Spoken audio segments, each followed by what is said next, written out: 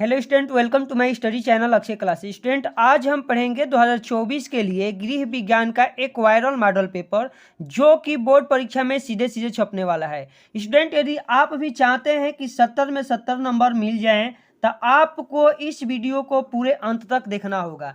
यदि यह वीडियो आप लोगों को अच्छी लगेगी तो वीडियो को लाइक करिएगा, वीडियो को दोस्तों में शेयर करिएगा और हमारे चैनल पर पहली बार विजिट किए हैं तो अक्षय क्लासेज को सब्सक्राइब कर लीजिएगा।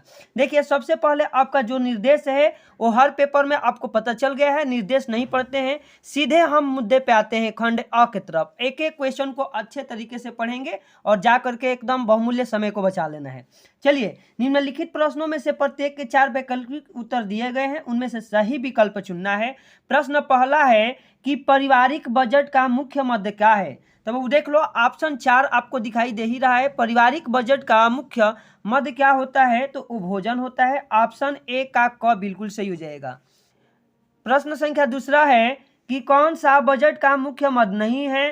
तो देखिए, बजट का जो मुख्य मद नहीं है वो इसका राइट आंसर हो जाएगा घ नंबर। फैशन या दुकान जो है बजट का मुख्य मद नहीं माना जाता है। प्रश्न संख्या 3 है, बजट की आवश्यकता है। बजट की आवश्यकता देखिए, मनोरंजन के लिए, बंगला के लिए, भविष्य के आकस्मिक खर्चे यानी कि सभी के लिए होगा। तो इसका राइट आंसर घ बिल्कुल सही हो जाएगा। अब चलिए हम लोग प्रश्न संख्या 4 पढ़ते हैं। प्रश्न संख्या 4 क्या है कि किसी शुभ अवसर पर दिए जाने वाला चेक कौन सा चेक कहलाता है। तो देखिए, इसका राइट आंसर हो जाएगा बाबू कि उपहार चेक कहते हैं। क्या कहते हैं? उपहार चेक कहते हैं। और 5 है कि आधा किलोग्राम में कितने ग्राम होते हैं। तो आधा किलोग्राम में कितने ग्राम होते हैं? 500 ग्राम होते हैं। राइट आंसर इसका ख हो जाएगा। अब प्रश्न संख्या 6 है कि एक साड़ी का दाम 1500 रुपया है तो 10 साड़ी का दाम क्या होगा या मूल्य क्या होगा। 10 से हम लोग गुणा करा लेंगे, आंसर आ जाएगा 15,000। क्या आ जाएगा बाबू? 15,000 आ जाएगा आंसर। राइट आंसर इसका क्या हो जाएगा तो ख सही हो जाएगा। अब 7 नंबर क्वेश्चन है कि मानव शरीर में जल का कितना प्रतिशत होता है। तो देखिए, मानव शरीर में जल का कितना प्रतिशत होता है तो 70 से 75% होता है। इसका राइट आंसर ख बिल्कुल सही हो जाएगा। आवश्यकता अनुसार जल ग्रहण करने से शरीर का तापमान में क्या होता है आपको बताना है। तो इसका राइट आंसर हो जाएगा बाबू कि आवश्यकता अनुसार जब जल ग्रहण करते हैं तो जो शरीर का तापमान होता है वो नियंत्रित रहता है। ऑप्शन ग बिल्कुल इसका सही हो जाएगा। अब हम लोग प्रश्न संख्या 9 पढ़ेंगे। 9 है कि टाइफाइड रोग फैलता है। तो टाइफाइड रोग किसके द्वारा फैलता है तो सैल्मोनेला टाइफी द्वारा फैलता है। ऑप्शन क बिल्कुल इसका सही हो जाएगा। अब प्रश्न संख्या 10 है कि हैजा किस जीवाणु द्वारा फैलता है। तो देखिए, इसके चारों ऑप्शन को आप लोग अच्छे तरीके से देख लीजिए। हैजा किसके द्वारा फैलता है तो हैजा विब्रियो कैलेरी के द्वारा फैलता है। ऑप्शन क बिल्कुल सही हो जाएगा। अब प्रश्न संख्या 11 है कि 8 मार्च को मनाया जाता है। तो 8 मार्च को हम लोग किस रूप में मनाते हैं। तो इसका राइट आंसर हो जाएगा कि अंतर्राष्ट्रीय महिला दिवस के रूप में 8 मार्च को हमेशा मनाया जाता है। चलिए, इसका राइट आंसर क्या हो जाएगा। अब प्रश्न है 12 नंबर है कि पर्यावरण प्रदूषित होने का कारण क्या है। तो पर्यावरण प्रदूषित होने का कारण क्या हो जाएगा तो इसका राइट आंसर हो जाएगा बाबू कि ये सभी। देखिए, जनसंख्या में वृद्धि भी होता है, आधुनिकीकरण भी होता है और सामाजिक रीति रिवाज भी होता है। जैसे कि मान लीजिए कि दाह संस्कार, अंतिम संस्कार, इस तरह से बहुत सारे एक्टिविटीज है। चलिए, तो इसलिए इसका राइट आंसर डी ही हो जाएगा। अब 13 है कि डेंगू रोग फैलता है। डेंगू रोग कैसे फैलता है तो जब मच्छर काटेंगे तो डेंगू रोग फैलता है। मच्छर के काटने से इसका राइट आंसर क्या हो जाएगा तो ग हो जाएगा। अब हम लोग 14 नंबर क्वेश्चन पढ़ेंगे। 14 नंबर हमारा क्वेश्चन क्या है बाबू कि बीसीजी का टीका किस रोग की रोकथाम के लिए लगाया जाता है। तो बीसीजी का जो टीका है ना वो तपेदिक रोग के लिए लगता है। ऑप्शन ख बिल्कुल सही हो जाएगा। अब 15 नंबर है कि कार्बोहाइड्रेट का स्रोत है। कार्बोहाइड्रेट का स्रोत इसमें से कौन सा है तब पालक है। क्या है बाबू? पालक है। ऑप्शन घ बिल्कुल सही हो जाएगा। 16 नंबर क्वेश्चन है कि अधिक भोजन शरीर के लिए क्या होता है। तो अधिक भोजन शरीर के लिए बाबू हानिकारक होता है। क्या होता है? हानिकारक होता है, नुकसानदायक होता है। ऑप्शन ख इसका बिल्कुल सही हो जाएगा। अब 17 नंबर क्वेश्चन है कि रोगी का भोजन होना चाहिए। तो रोगी का भोजन कैसा होना चाहिए तो रोगी का भोजन बाबू सुपाच्य होना चाहिए। ऑप्शन जो ग है बिल्कुल इसका सही आंसर हो जाएगा। अब दूध में कौन सा विटामिन नहीं पाया जाता है, तो दूध में कौन सी विटामिन नहीं पाया जाता है, तो विटामिन सी नहीं पाया जाता है। विटामिन सी जो है ना खट्टे फलों में मिलता है, तो राइट आंसर इसका ग हो जाएगा। अब 19 नंबर क्वेश्चन पढ़ते हैं कि कौन सा अंग श्वसन तंत्र का भाग नहीं है। तो देखिए श्वसन प्रक्रिया में कौन सा अंग भाग नहीं लेता है, तो यकृत और हाथ जो है इसका राइट आंसर ग। हाथ जो है श्वसन प्रक्रिया में भाग नहीं लेता है, ऑप्शन ग बिल्कुल सही हो जाएगा। अब 20 नंबर क्वेश्चन है कि किस अंग में रक्त का शुद्धिकरण होता है, यानी रक्त का शुद्धिकरण कौन सा अंग करता है, तो इसका राइट आंसर हो जाएगा कि वृक्क। क्या होता है बाबू, वृक्क। चलिए ख हो जाएगा। अब हम लोग खंड ब पढ़ेंगे, अति लघुत्तरी प्रश्न। एक एक प्रश्नों को अच्छे से पढ़ेंगे और सबका उत्तर 25 शब्दों के लगभग आसपास ही देना है, लिखा भी गया है। चलिए प्रश्न संख्या 21 है कि बजट में मितव्ययिता क्या है। भाई बताना है कि बजट में मितव्ययिता क्या है। सबसे पहले आपको ऐसा खंड ब लगाना है, अति लघुत्तरी प्रश्न लिखेंगे और प्रश्नोत्तर संख्या 21 लगा करके लिखेंगे कि बजट में किसी भी अनावश्यक व्यय का प्रावधान न करना ही बजट में मितव्ययिता है। ठीक है, यदि बजट बनाते समय किसी भी प्रकार का अनावश्यक व्यय का प्रावधान उसमें नहीं रखना है, बिल्कुल साफ सुथरा बजट होना चाहिए। अब चलिए 22 नंबर क्वेश्चन है कि राष्ट्रीय बचत पत्र क्या है। राष्ट्रीय बचत पत्र क्या है, हम लोग प्रश्नोत्तर संख्या 22 लगाएंगे, राष्ट्रीय बचत पत्र। इसमें लिखेंगे क्या बाबू कि राष्ट्रीय बचत पत्र डाकघर द्वारा चलाई जाने वाली एक महत्वपूर्ण योजना है। वर्तमान समय में इस योजना का एकमात्र ही प्रकार है। ठीक है, यहाँ इसके आगे भी लिखेंगे इसमें कि यह 5 वर्षीय योजना है। इस योजना में 6.8% दर से ब्याज मिलता है। इस योजना के अंतर्गत आयकर में नियमानुसार छूट भी मिलती है। राष्ट्रीय बचत पत्र में इतना लिख देंगे, बिल्कुल सही हो जाएगा। अब 23 नंबर है कि कुएं कितने प्रकार के होते हैं। आपको बताना है कि कुएं कितने प्रकार के होते हैं, तो लिखेंगे प्रश्नोत्तर संख्या 23 लगा करके कि कुएं के मुख्य रूप से 4 प्रकार होते हैं जो निम्नलिखित हैं। कौन कौन से कुएं माने गए हैं, तो उथले कुएं, गहरे कुएं, आदर्श कुएं एवं आर्टिजन कुएं। ठीक है, तो इस तरह से कुएं के 4 प्रकार बता करके बिल्कुल आपको चले आना है। अब प्रश्न संख्या हम लोग 24 की तरफ बढ़ते हैं। पर्यावरण प्रदूषण के कारण लिखिए। पर्यावरण प्रदूषण के कारण क्या क्या है आपको लिख करके चले आना है। अब हम लोग लिखेंगे पर्यावरण प्रदूषण के कारण, एकदम बिल्कुल अच्छे से लिखिएगा कि पर्यावरण प्रदूषण के निम्नलिखित कारण है। कौन कौन से भाई, तो घरेलू कचरे तथा कूड़ा करकट का जल में बहाया जाना, वाहित मल, पेड़ों की अत्यधिक कटाई हो रही है, ये भी पर्यावरण प्रदूषित हो जा रहा है। उर्वरकों के उपयोग से निरंतर पर्यावरण प्रदूषण में वृद्धि हो रहा है। वाहनों तथा चिमनियों से निकले हुए धुएं जो है पर्यावरण को प्रदूषित कर रहे हैं। इतना लिख देंगे, बिल्कुल आपका नंबर जो है मिल जाएगा। अब 25 नंबर क्वेश्चन क्या है कि वायु द्वारा कौन से रोग फैलते हैं। आपको बताना है कि वायु के द्वारा कौन से रोग फैलते हैं, तो बिल्कुल हम लोग अच्छे तरीके से लिखेंगे, 25 नंबर करके लिख देना है आप लोग। प्रश्नोत्तर संख्या 25 लगाइएगा, लिखेंगे कि वायु द्वारा फैलने वाले कुछ रोग प्रमुख है। कुछ प्रमुख रोग कौन है, देखिए कौन कौन से, चेचक, तपेदिक, काली खांसी एवं खासरा। इस प्रकार से ये वायु द्वारा फैलने वाले रोग है। बिल्कुल आप लोग आंसर करके चले आइएगा। अब 26 नंबर क्वेश्चन क्या है बाबू कि सिलाई किट किसे कहते हैं। सिलाई किट के बारे में आपको बताना है। क्वेश्चन नंबर 26 लिखेंगे, हेडिंग लगा दीजिएगा सिलाई किट, लिख दीजिएगा कि सिलाई कार्य के लिए विभिन्न उपकरणों की आवश्यकता होती है।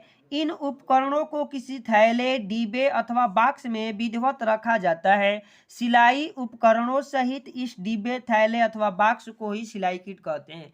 मतलब मोटे भाषा में समझे तो भाई सिलाई करने के लिए जितने उपकरण है जिस बॉक्स में रखा जाएगा उसे ही सिलाई किट कह दिया जाएगा। तो यहाँ आंसर करके चले आना है। चलिए अब हम लोग लघु उत्तरी प्रश्न की तरफ बढ़ते हैं। प्रश्न संख्या 27 से 31 तक लघु उत्तरी है। इनके उत्तर लगभग हमें अधिकतम 50 शब्दों के अंतर्गत लिख करके चले आना है। सिलाई किट किसे कहते हैं, बिल्कुल इसी को लिख दीजिएगा, कोई बात नहीं। अब वही है, तापक्रम चार्ट में आप क्या क्या लिखेंगी। ठीक है, तो बिल्कुल हम लोग लिखेंगे 28 नंबर क्वेश्चन। अब हम लोग लिख देंगे बाबू क्या, पहले तो हेडिंग लगा देंगे तापक्रम चार्ट। अब लिखेंगे कि विशेषकर तीव्र ज्वर या अधिक समय तक रहने वाले ज्वर रोगियों के तापमान का चार्ट बनाना आवश्यक होता है। इसके लिए दिन में जितनी बार जिस समय तापमान लेते हैं उसी के अनुसार रोगी का नाम लिखकर समय अंकित कर लेना चाहिए। तो तापक्रम चार्ट में इतना लिख देना है। आगे लिख देंगे रोगी का नाम, उसकी उम्र, उसका रोग क्या है। इसके बाद हम लोग लिख देंगे दिनांक, उसके बाद ये समय दर्शा देना है। इस तरह से आपका तापक्रम चार्ट बिल्कुल बना देना है, ठीक है। थोड़ा सा भी परेशान नहीं होना है, रटा रटन नहीं पढ़ना है, अपने मन से अच्छे तरीके से बना करके चले आइएगा।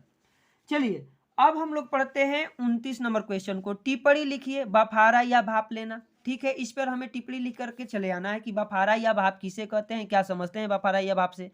चलिए हेडिंग लगाइएगा, प्रश्नोत्तर संख्या 29 लगाइएगा, बफारा या भाप। लिखेंगे कि बफारा देना भाप से सिकाई करने का एक तरीका है। गले के रोग जैसे गले का दर्द तथा शरीर के रोग जैसे गठिया आदि में बफारा देना लाभप्रद रहता है।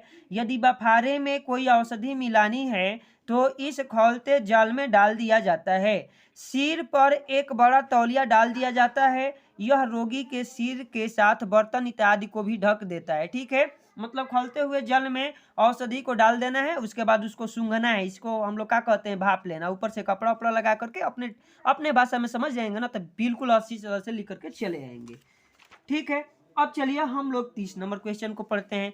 30 नंबर क्वेश्चन है बाबू कि मुंह की अपेक्षा नाक से श्वास लेने से क्या लाभ है। यदि हम मुंह की अपेक्षा नाक से सांस लेते हैं तो क्या क्या लाभ होता है, बिल्कुल अच्छे से लिखिए इसको। अब प्रश्न संख्या 30 लगा दीजिएगा। लिखेंगे कि मुंह की अपेक्षा नाक से श्वास लेने के निम्नलिखित लाभ है। लिखेंगे पहला कि नाक में उपस्थित बाल वायु में उपस्थित धूल के कणों एवं अन्य प्रकार की गंदगी को रोकते हैं। जो वायु में धूल कण है उसको नाक में जो बाल है ना रोक लेते हैं, जिसके कारण फेफड़ों तक पहुंचने में वायु गंदी रहित होती है, ठीक है। दूसरा लिखेंगे कि नाक से प्रवेश करने वाली वायु नाक तथा श्वास नली आदि की रक्त केशिकाओं द्वारा गर्म की जाती है, अतः फेफड़ों को गर्म वायु उपलब्ध होती है। अधिक ठंडी वायु फेफड़ों के लिए हानिकारक माना गया है, ठीक है, हानिकारक होती भी है। तो चलिए इस तरह से हम लोग 30 का आंसर लिख देंगे, बिल्कुल सटीक तरीके से लिखना है। चलिए अब 31 नंबर क्वेश्चन क्या है कि भोजन परोसना एक कला है। भाई जब हम लोग भोजन परोसते हैं वो भी एक कला माना गया है, कि क्यों। तो देखिए अब 31 नंबर का हम लोग लगाएंगे कि भोजन परोसना एक कला है। अपने मन से आप लोग हेडिंग बनाने पहले सीखिए, हर पॉइंट को हेडिंग बना देना है, बिल्कुल अच्छे से समझ में आएगा, कोई दिक्कत नहीं होगी। खाद्य सामग्री को भली भांति पकाने के साथ साथ पकाए गए भोजन को अति उत्तम ढंग से परोसना भी कला एवं महत्वपूर्ण कार्य है। सामान्य रूप से इसे एक कला माना जाता है। इसका कारण भी लिखा गया है कि आकर्षक ढंग से परोसे गए भोजन के प्रति खाने वाले की रुचि बढ़ जाती है। जब आप भोजन अच्छे तरीके से परोसेंगे ना तो जो खाने वाला होगा उसका मन भी लगेगा। सुरुचिपूर्ण ढंग से परोसा गया भोजन खाने वाले व्यक्ति की मानसिक स्थिति को भी प्रभावित करता है। मतलब आदमी पहले ही सोच लेता है कि भोजन जो है स्वादिष्ट है, अच्छा है, बिल्कुल फायदे वाला है। चलिए आगे लिखेंगे कि इससे खाने के प्रति आकर्षण और रुचि में वृद्धि होती है। यही कारण है कि यह माना जाता है कि भोजन परोसना भी एक कला है। यदि आप अच्छे तरीके से पेश नहीं करेंगे तो कोई खाएगा भी नहीं, छोड़ करके चला जाएगा ऐसे, ये इसलिए, ठीक है। अब हम लोग पढ़ेंगे दीर्घ उत्तरी प्रश्नों को। समझ लेते हैं कि 32 से 34 तक हमको दीर्घ उत्तरी प्रश्न मिलेंगे, जिसमें 32 में अथवा करके दिया रहेगा, 33 में भी अथवा, लेकिन 34 में भी अथवा करके। तो इसमें से किसी एक का ही उत्तर लिख करके चले आना है। अस्थि भंजन के मुख्य लक्षण क्या है, अस्थि भंजन की सामान्य प्राथमिक चिकित्सा आप किस प्रकार करेंगी, या अस्थि भंग में प्राथमिक उपचार क्या करना चाहिए। आपका इस प्रश्न का उत्तर लिख के चले आना है। 32 नंबर लिखेंगे, ठीक है। प्रश्नोत्तर संख्या 32 लगाएंगे। अस्थि भंग में प्राथमिक उपचार अथवा वाला करके इसका आंसर हम लोग दिए हैं। अब देखिए बाबू लिखेंगे क्या कि अस्थि भंजन की अवस्था में पीड़ित व्यक्ति को निम्नलिखित विधियों द्वारा प्राथमिक उपलब्ध करानी चाहिए, प्राथमिक चिकित्सा उपलब्ध करानी चाहिए। कौन कौन से, उपयुक्त चिकित्सा सहायता, इसके लिए अविलंब किसी योग्य चिकित्सा को बुलाना चाहिए, बिना देर किए किसी को बुलाइए। योग्य चिकित्सक के उपलब्ध न होने पर प्राथमिक चिकित्सा के उपाय करने चाहिए। यदि कोई नहीं आ पाता है डॉक्टर तो आप खुद भी कर सकते हैं। दूसरा, रक्त स्त्राव को रोकना, कहने का मतलब है कि ब्लड जो बढ़ रहा है उसको रोकिए। अनेक बार अस्थि भंजन के कारण पीड़ित व्यक्ति की रुधिर वाहिनियां फट जाती है, जिसके कारण रक्त का स्त्राव होने लगता है, जिसे किसी स्वच्छ कपड़े या टूर्निकेट की सहायता से रोक देना चाहिए। घायल अंग का देखभाल करना चाहिए। रोगी के घावों को निष्क्रामक घोल द्वारा करके क्रीम लगा करके घायल अंग को ढक देना चाहिए और घायल का स्थानांतरण करना है, ठीक है। घायल व्यक्ति को प्राथमिक उपचार देने के पश्चात किसी सुरक्षित स्थान पर उसको पहुंचाना चाहिए, ठीक है। चलिए इसके आगे वाला क्वेश्चन हमारा है 33 नंबर। टाइफाइड रोगी को रोग की अवधि में और स्वास्थ्य लाभ के समय किस प्रकार का भोजन देना चाहिए अथवा मियादी बुखार में आप किस प्रकार के भोजन देना चाहिए, किसी एक का ही हम लोग लिखेंगे आंसर। ठीक है, अब हम लोग लिखेंगे किसका, तो मियादी बुखार में दिए जाने वाला भोजन। समझिए, मियादी बुखार जल एवं भोजन के माध्यम से फैलने वाला एक संक्रामक रोग है। इसे मोतीझरा तथा टाइफाइड भी कहा जाता है। यह बुखार एक अवधि तक अवश्य रहता है, इसलिए इसे मियादी बुखार कहा गया है। अब देखिए इसके आगे लिखेंगे कि मियादी बुखार से पीड़ित व्यक्ति को जल व दूध को उबाल कर देना चाहिए। भोज्य पदार्थों को सुरक्षित रखना चाहिए। मियादी बुखार के रोगी को सुपाच्य एवं हल्का भोजन देना चाहिए। उबले हुए अंडे दे सकते हैं, देना चाहिए, यहाँ लिखा गया है।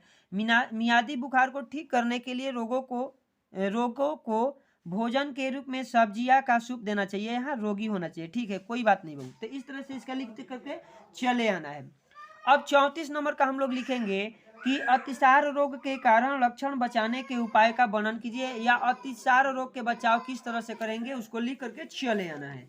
चलिए, अतिसार रोग से बचने के उपाय, सबसे पहले क्या क्या इसमें लिखना है कि यह एक भयानक रोग है जिसमें उचित चिकित्सा न होने पर यह छोटे शिशुओं के लिए घातक भी सिद्ध हो सकता है। वास्तव में अतिसार के साथ ही साथ निर्जलीकरण हो जाने पर स्थिति अधिक बिगड़ जाती है। अतः निम्नलिखित उपायों का पालन किया जाना अति आवश्यक है। कौन कौन सा उपाय बताया गया है, पहला लिखेंगे कि रोगी को पूर्ण विराम करने देना चाहिए। जो इसके अतिसार हुआ है उसे पूर्ण विराम पहले दे दीजिए, आराम दीजिए। दूसरा लिखेंगे तुरंत योग्य चिकित्सक से परामर्श लेना चाहिए। तीसरा में लिखेंगे रोगी को उबालकर ठंडा किया जल पीने के लिए देना चाहिए। बोतल से पीने वाले बच्चों की बोतल को समय समय पर अच्छी तरह से स्वच्छ रखना चाहिए। रोगी को सदैव ताज़ा दूध जो है उबाल करके देना है। आगे लिखेंगे कि भोज्य पदार्थों को मक्खियों से बचाने के लिए ढक करके रखना चाहिए। तो इस तरह से हम लोग क्या कर देंगे बाबू, 34 वाले क्वेश्चन का भी, और ये अंतिम क्वेश्चन था, आंसर लिख देंगे। अगर यह वीडियो आप लोगों को अच्छी लगी है तो वीडियो को क्या कर देना है, लाइक करना है, वीडियो को अपने दोस्तों में शेयर कर देना है, और हमारे चैनल पर पहली बार विजिट किए हैं तो हमारे चैनल को सब्सक्राइब कर लीजिए। तब तक हम मिलते हैं आपसे अगली वीडियो में। जय हिंद, जय भारत।